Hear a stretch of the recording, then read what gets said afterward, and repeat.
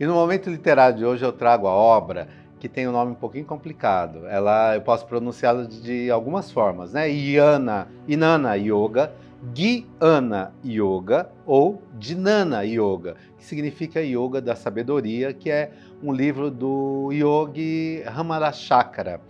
E ele foi traduzido em 1963 por Francisco Valdomiro Lorenz.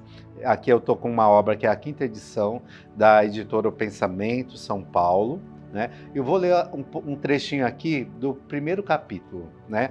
Que ele tem o nome de O Uno. Diz assim: a filosofia yogi pode ser dividida em vários grandes ramos. Aquele que é conhecido como Hatha Yoga trata corpo e como dominá-lo, como conservar e recuperar a saúde, estudando as leis naturais correspondentes, etc.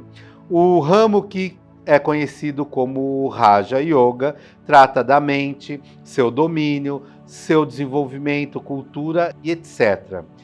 O que é conhecido como Bhakti Yoga trata do amor do absoluto ou de Deus. E o que é conhecido como Jnana Yoga ou Jnana Yoga trata do saber científico e intelectual relativo às grandes questões concernentes à vida e aquilo com que a vida se relaciona, os enigmas do universo.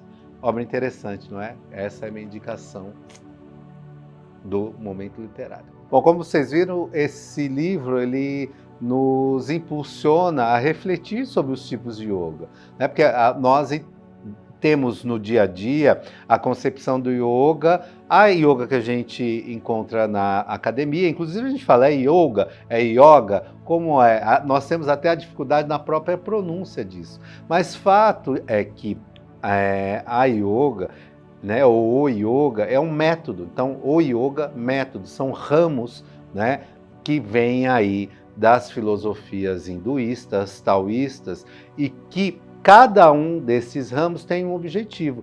As sadhanas, as práticas que sejam para um trabalho corporal, ela vai não apenas visar essas questões de saúde, ainda que a gente tenha um ramo que vai ser dedicado ao tratamento da saúde. Então, da mesma maneira que a gente vem falando muito aqui nos programas das práticas, né, terapêuticas para tratar determinadas algias, para corrigir algumas posturas, para tratar de dores na coluna do ciático, eu tenho uma forma, né, de sadhanas yogis ou práticas yogas que são indicadas especialmente para isso. Então nós estamos falando aí, né, da utilização do yoga como prática terapêutica.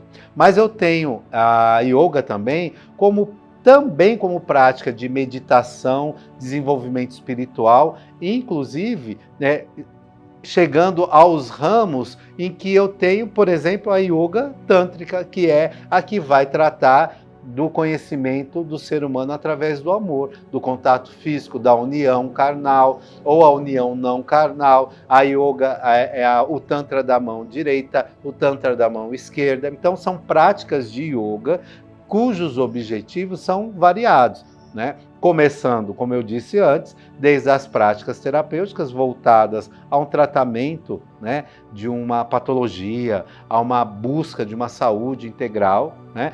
E até os princípios yogis para a busca do desenvolvimento espiritual.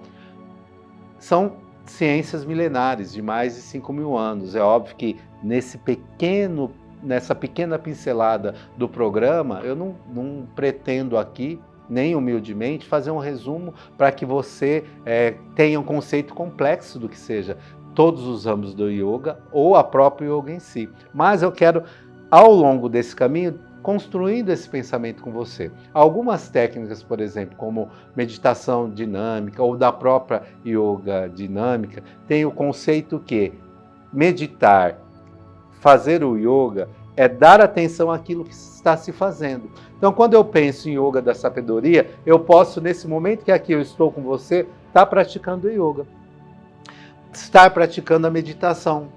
Porque, às vezes, olha uma coisa interessante, eu posso estar ali numa prática de yoga, mas a minha mente não desliga em momento algum. Eu estou fora daquele momento. Eu estou no mundo pensando nas minhas contas, pensando nos meus problemas, pensando nos meus traumas, né? E ali eu posso estar numa posição de yoga, mas eu posso não estar sequer fazendo a conexão yoga de desenvolvimento mental e espiritual.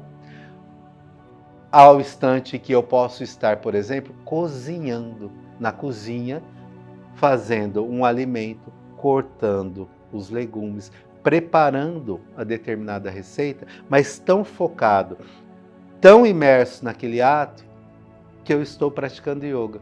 Consegue refletir comigo que a yoga ela não apenas se localiza na prática corporal. A prática corporal, inclusive usada para estética, ela dá a estética que se tem.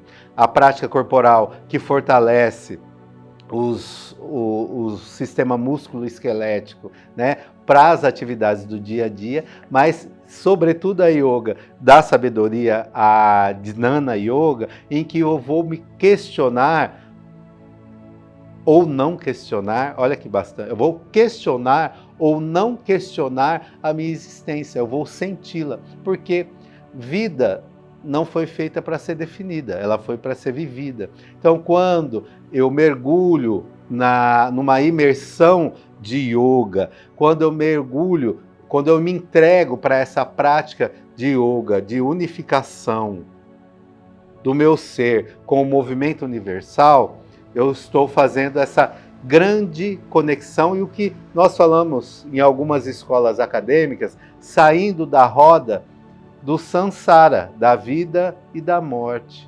Quando eu consigo silenciar a minha mente ao ponto